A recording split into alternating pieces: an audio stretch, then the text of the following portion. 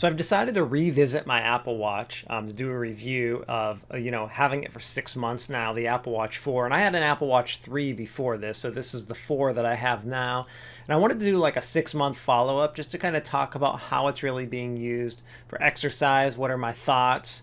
And just to let you know, I do have other devices. I have the Garmin 935. I have a bunch of chest straps.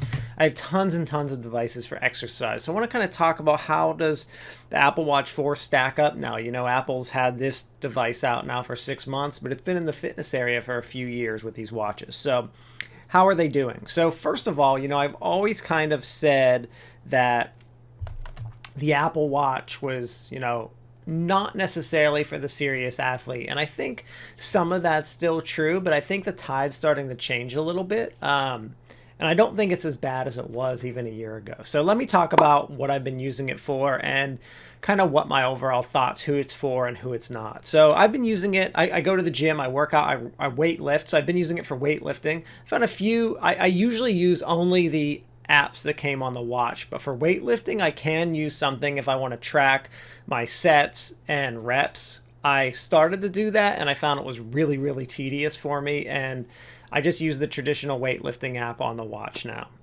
in my workouts. So for weightlifting I've just been doing that. And then so for running, for indoor and outdoor running, I think the watch is great. It's as good as any other watch out there on the market. I think the heart rate is better or as good as anything else for a wrist. I think obviously using a chest strap is better, and you can do that. But I've been using it on my wrist for both indoor, outdoor workouts. Works great. No problem. So for running, I think it's great. I think if you're running up to a marathon, I think it's going to be good. I think that obviously the people doing the extreme distances beyond marathon where you're running for, and even some people doing marathons, it's not going to work for you if you're, taking more than just several hours to do it. The battery is not going to last. If you're taking like 12 hours to do it, no, it's not going to last. So any extreme running events, it's not going to work. But I think for most people, for the casual runner, even for people running in road races, I think it's going to be great and work just fine for that. I haven't had any issues with running indoor, outdoor. Indoor tracks my distance really well. I am still frustrated that I can't edit that distance right on the watch or in Apple's workout app. But that's okay. I found some alternatives, which I'll talk about in just a second. For biking, I think for outdoor biking, watch is excellent, works as well as any other device I have. For indoor biking, it doesn't really work great because it doesn't connect to any of my cadence or speed sensors that I have on my bike for indoor biking. So I think that's a disadvantage compared to the Garmin. Then again, if you're using any software like Zwift or Trainer Road or any other indoor biking software, you don't even need a watch for it because that, the cadence and speed sensor connect directly to your computer. So I think for the serious indoor bicyclist, I don't think any watch matters because you're not going to use it. And I think for the casual indoor cyclist, I think that Garmin's definitely a better watch for that because you can't connect to those sensors. Overall, though, it will, snap your heart rate. It just won't give you the speed, distance, show your power, or anything like that, which can be a disadvantage for some people. Swimming, I think it works great. I've used it for indoor. I've used it for outdoor now. No issues. Had a lot of success with it. Really like it for swimming. And I've also been using the watch for other sports like rowing, indoor rowing. I've been using it for walking and things like that. And I find it pretty good and pretty comparable to my Garmin. I'm really surprised to be saying that, but I really like it.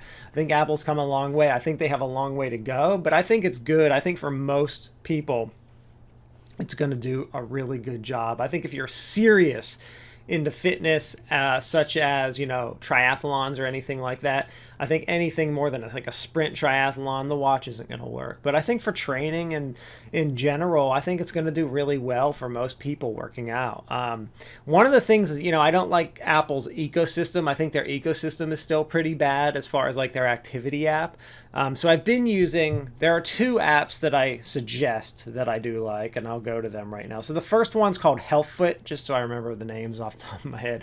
First one is HealthFit, and it allows you to export your workouts to anywhere that you can buy the app. It's a one-time fee. It's like $3. You buy it once, you have it forever. It exports all workout apps to Strava or anywhere else. And that's, I keep all my information in Strava, so I want it to be exported there. So I use the HealthFit app. I think it's a great app for that. The other app that I use, and I actually use this app more often, is called RunGap. RunGap is a subscription, but it's only like $8 a year, so it's totally cheap and worth it. But for that $8, it allows me to export workouts. It gives me a little more information than HealthFit, but I do like both of them for different reasons.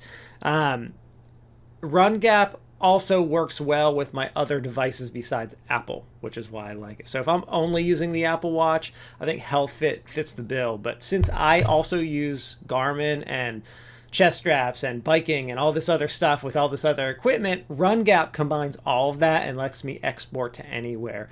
And it's a little more friendly exporting, I feel like, than HealthFit. It has a little more options of where you can go to, because I like to put my data into Training Peaks. I like to put my data into Strava. I like to put my data, I have everything in Apple, Garmin, Strava, and Training Peaks. So it's like, I'm using all these services. I also have everything in Final Surge because I like to look at different stats based on, what I'm interested in that week. Or what I'm training for or whatever. So I do use all those services. But I think there are some options, and I think those two apps right there solve a big piece of what Apple's missing in their ecosystem. So overall, I think the watch is really good. I've been wearing it as a daily watch. I mean, I had an Apple 3 and now I have an Apple 4.